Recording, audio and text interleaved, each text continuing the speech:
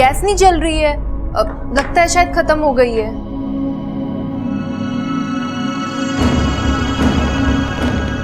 अजीब सी बदबू दीदी आपको आ रही है? ये तो गैस की स्मेल है। लगता है गैस लीक हो रही है।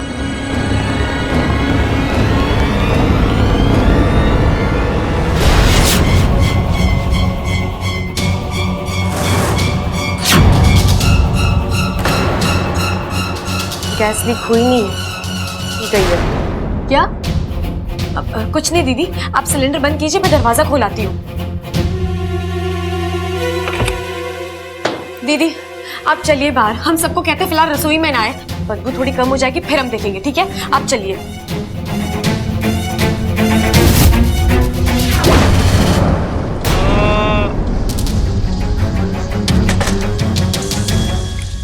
क्या हुआ वाकू, तूने इस तरह दांत क्यों पकड़ा हुआ है?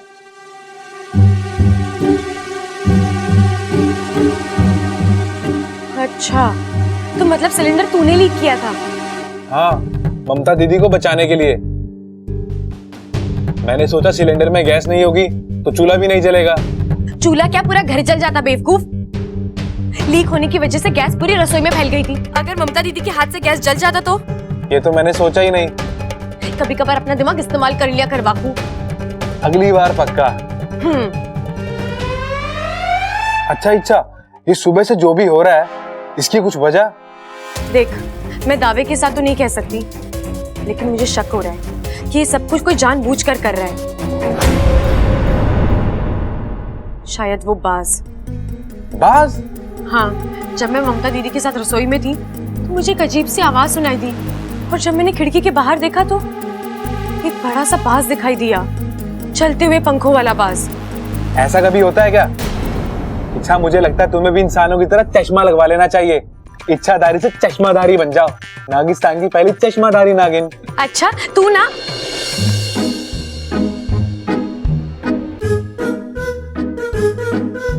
हाँ पिताजी, हम दोनों।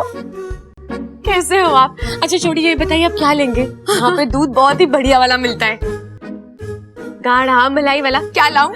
कुछ भी नहीं चाहिए बेटा, तुझसे मिल ली ना, सारी भूख प्यास मिट गई हमारी। ये इच्छा भी ना कमाल है, कभी आंखों के सामने होती है और अगले पल गायब हो जाती है। दादी जी ने कहा था उसे मेरे साथ रहने के लिए, पता नहीं कहाँ है। शायद अपने कमरे में हो सकती है। अभी हम किसी और काम से यहाँ आए हैं। तू अभी अभी उस बास के बारे में कुछ बोल रही थी ना? आप उसे जानते हैं? अच्छी तरह। वो बास अगवंश है। वो एक इच्छाधारी बास है, ज्वालामुखी पर्वत पर रहता है, बड़ा शक्तिशाली है। अपनी एक फूंक से बड़े बड़े घरों को जलाने की क्षमता रखता है। मगर वो यहाँ क्यों आया है और इस घर पर क्यों हमला कर रहा है? माँ, उसकी इस घर से क्या दुश्मनी है? दुश्मनी इस घर से नहीं, तुझसे है मेरी सपोली। अगवंश विशालगढ़ वालों का जिगरी दोस्त है। अच्छा, तभी वो। अब मुझे सब समझ में आ रहा है। अब ना तुझे सावधान रहना होगा। बाज वैसे भी हमारे दुश्मन होते हैं, और ये तो बिल्कुल भरोसे के लायक ही नहीं है।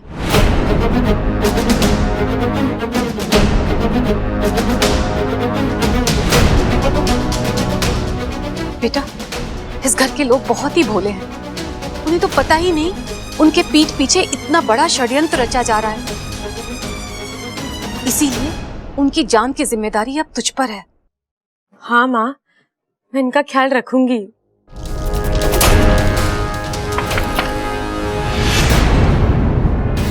माँ, कोई आया है, आप लोग जाइए।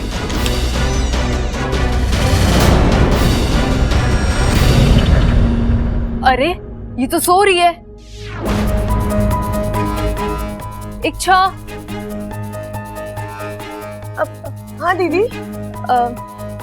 तू इस वक्त क्यों सो रही है? तेरी तबीयत तो ठीक है ना?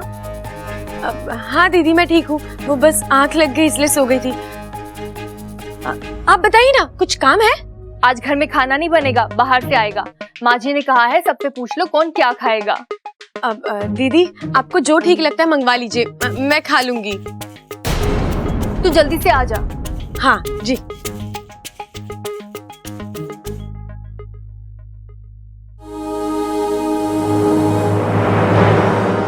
लगता है चले गए। अच्छा हुआ पिताजी ने अगवंश के बारे में बता दिया। अब उसे इस घर से दूर रखने का तरीका ढूंढना ही होगा। गीले काव घी कहाँ है? अच्छा सारा दियों में डाल दिया है। भाई आज बहुत दिनों बाद बाहर का खाना खा रहे हैं। गाना गा रहे हैं? अरे कौन गाना गा रहे हैं? मैंने तो कुछ नहीं सुना। तुझे तो सीधी सादी बातें सुनाई ना देती, गाना क्या खाक सुनाई देगा? अरे भाई पिताजी बाहर के खाने की बात कर रहे हैं।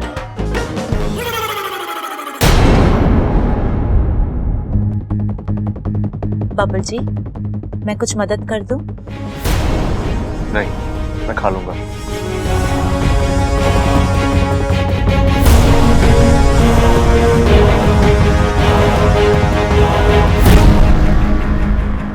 अमृता, यहाँ थोड़ी दाल लग गई है, तुम प्लीज साफ कर दोगे? हाँ, क्यों नहीं।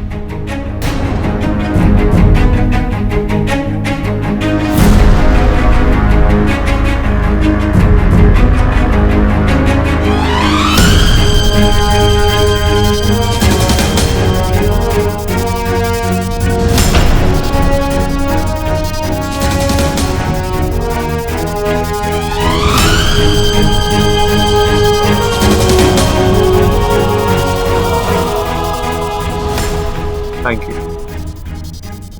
बबल को ऐसा देख के उसका बचपन याद आ रहा है। अरे बचपन? अरे बबल बचपन का कैसे हो गया? अभी तो उसने 25 भी पूरे ना करे, आपने उसे 55 का बना दिया। अरे भाई वो दादी है दादी, जिसने हमारे बाप को जन्म दिया, वो बब्बल को 55 का ना बना सकती? हाँ छोटे, ये तो मैंने सोचा ही ना, लेकिन अगर बबल 55 का हो गया तो हम तो उसके छोटे भाई हो गए ना। अब दादी से बोल के थोड़ी सी अपनी भी उम्र बढ़वा लेंगे। अरे चुप रहो बावलो, खाना खाओ। गाना गाओ। अरे दादी फिर से। हे भगवान, गाना गाओ गाना। अच्छा, खाना खाओ खाना।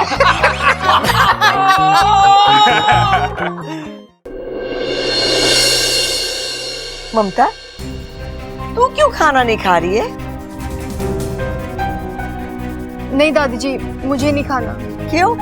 आज मेरे हाथों से खाना बनना था, वो तो बन नहीं पाया, ऊपर से आपको ये बाहर का खाना खाना पड़ रहा है।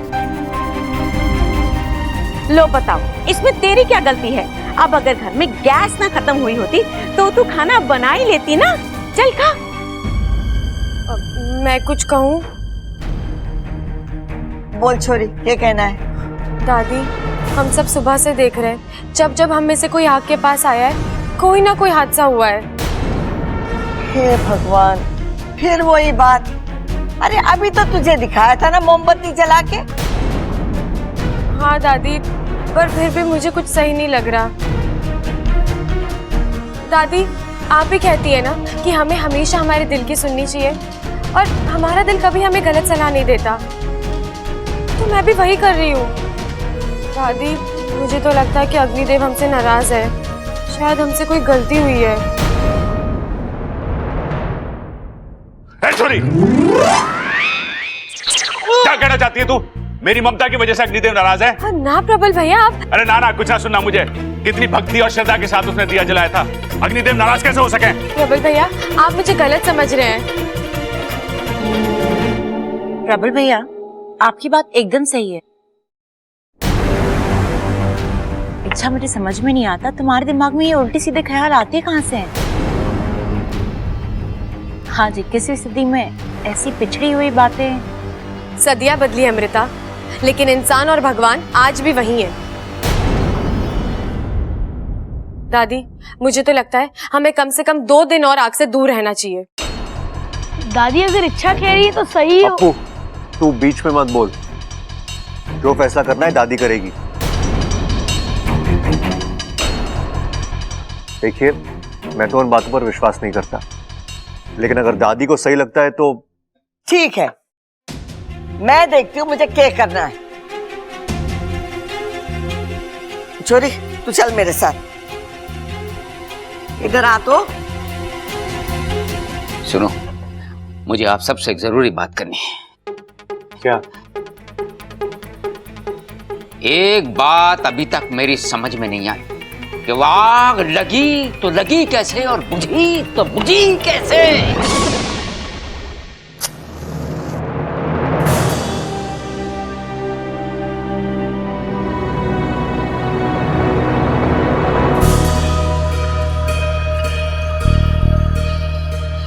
हे अग्नि देवता, आप दयालु हैं, आप करुणा के सागर हैं, आप दिए में हैं, आप चूल्हे में हैं।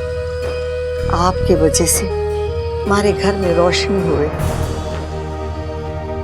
मुझसे या मेरे परिवार वालों से जाने अनजाने में कोई भी भूल हुई हो तो प्रभु से क्षमा करना। मैं आपसे वादा करती हूँ कि हर शाम पहले आपके नाम का भोग लगेगा, फिर हम सब खाना खाएंगे।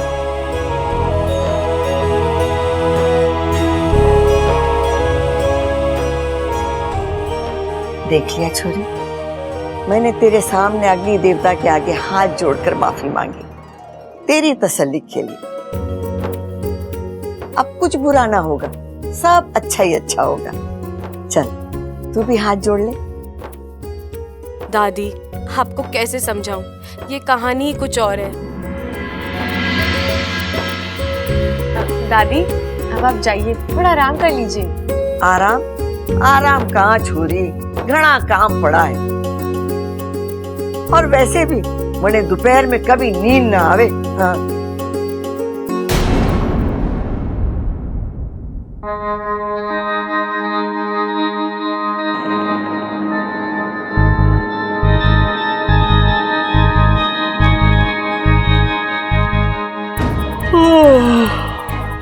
हे भगवान, ये क्या हो रहा है? ये अचानक मुझे इतनी नींद कैसे आ रही है?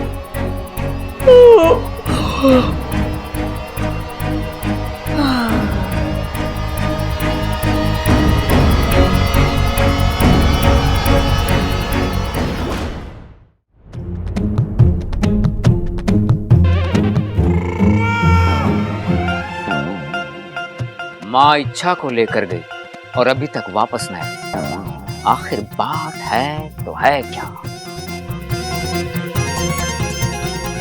खड़क, इच्छा सही कह रही है। अरे हाँ दादी, ये तो मैं पहले से ही जानता हूँ, इच्छा हमेशा सही कहती है। लेकिन दादी, इच्छा ने कहा क्या था? यही कि अग्नि देवता हम सबसे नाराज है। आज उन्होंने हमारी पूजा ना स्वीकार की, अब हमें रोज उनकी पूजा अर्चना करके उन्हें मनाना पड़ेगा, भोग चढ़ाना पड़ेगा। खड़ा, आज तू बाजार जाके अग्नि देवता की प्रतिमा ले आ। और हाँ, आज से 2 दिन तक इस घर में कोई माचिस की तीली भी ना जलावेगा। लेकिन दादी, ये तो अंधविश्वास है ना। अगर इससे हमारा परिवार सुरक्षित रहता है तो मुझे ये अंधविश्वास भी मंजूर है।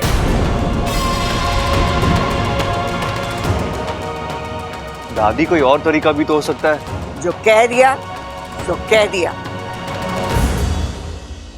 हाय हाय अम्मा जी, अगर घर में कोई माचिस की तिल्ली भी ना जलाएगा तो फिर खाना कैसे बनेगा?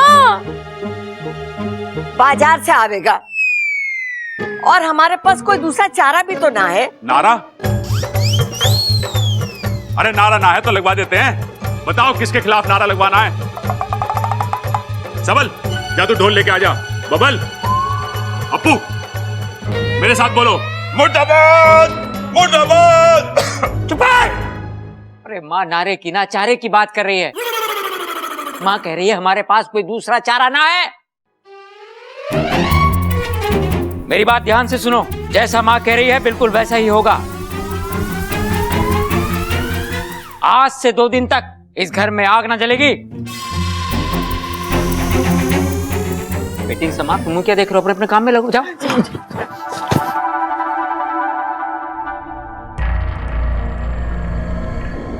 दादी, मुझे माफ करना। इस घर को बचाने के लिए मुझे आपका रूप लेना पड़ा।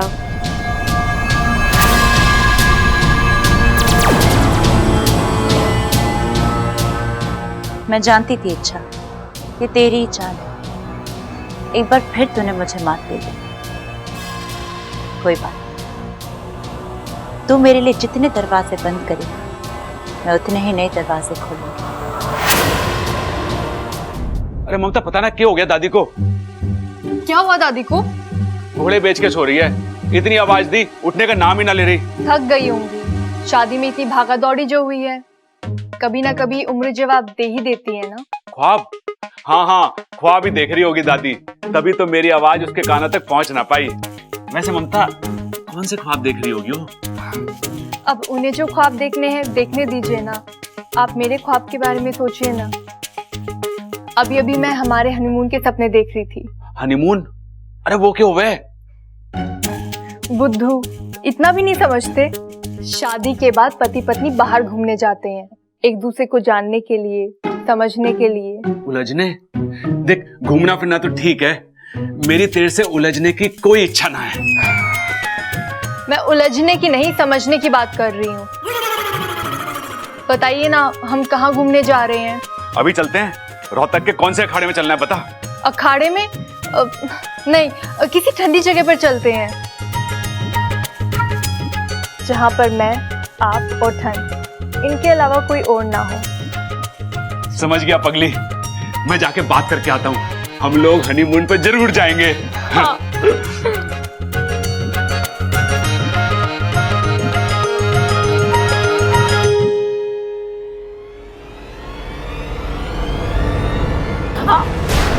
अरे अच्छा, जरा संभल कर। क्या कर रही हो? खाना गिर जाता तो? बेचारे मेरे बब्बल जी भूखे रह जाते। तो क्या है ना, अभी भी उनके हाथ का दर्द ठीक नहीं हुआ है। तो मैंने सोचा कि अपने हाथ से जाके खाना खिला दूं। देखा नहीं था तुमने, टेबल पर ठीक से खाना खा भी नहीं पा रहे थे।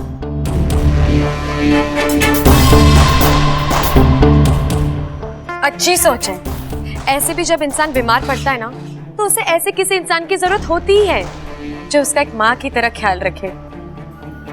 ओहो, अब मैं समझी कि बब्बल जी तुमसे अक्सर इतना नाराज क्यों रहते हैं। अच्छा, तुम्हें तो रिश्तों की समझ है ही नहीं। कौन किसके साथ किस रिश्ते से रह रहा है। अमृता, मुझे इन बातों से फर्क ही नहीं पड़ता। अच्छा, तुमने वो कहानी सुनी है लोमड़ी की? बेचारी अंगूर तक पहुंच नहीं पाई और कहने लगी कि अंगूर खट्टे हैं।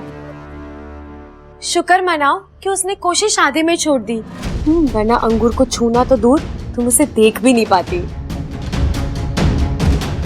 इतना विश्वास है अपने आप पर? वो क्या है ना, मेरा नाम ही इच्छा है। अगर मैं चाहूँ तो अपनी हर इच्छा चुटकियों में पूरी कर सकती हूँ, लेकिन मेरी कुछ मजबूरियां हैं। जो मजबूरियां हैं या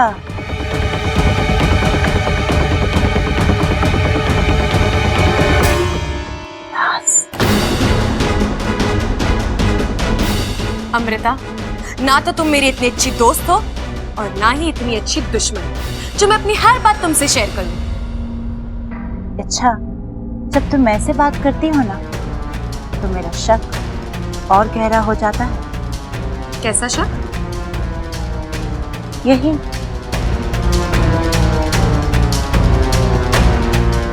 जो तुम दिखती हो वो तुम हो नहीं। अमृता, तुम यहाँ क्यों खड़ी हो? किसी बिल्ली ने रास्ता काट लिया क्या? कुछ ऐसा ही समझ लो। अरे तुम खाना लाई? मुझे बहुत भूख लगी है, अंदर चलो। और वैसे भी वक्त और जज्बात वही इन्वेस्ट करने चाहिए जहाँ फायदे। सही कह रहे हो। बहुत ठेस लगने के बाद अकल आई है अमृता। जो बोलूंगा सही बोलूंगा।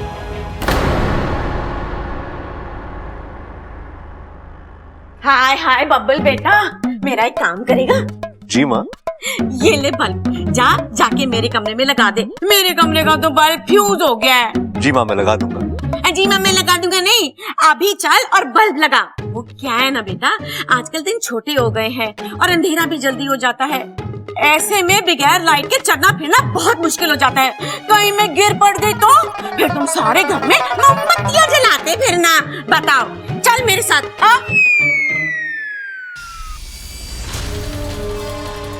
इस पहलवान परिवार को अपने हाथों अपनी ही कब्र खुदवाने का शौक है। क्या जबरदस्त विकल्प दिया है चंचल आंटी ने। पहले दिए जलेंगे और फिर ये घर चलेगा।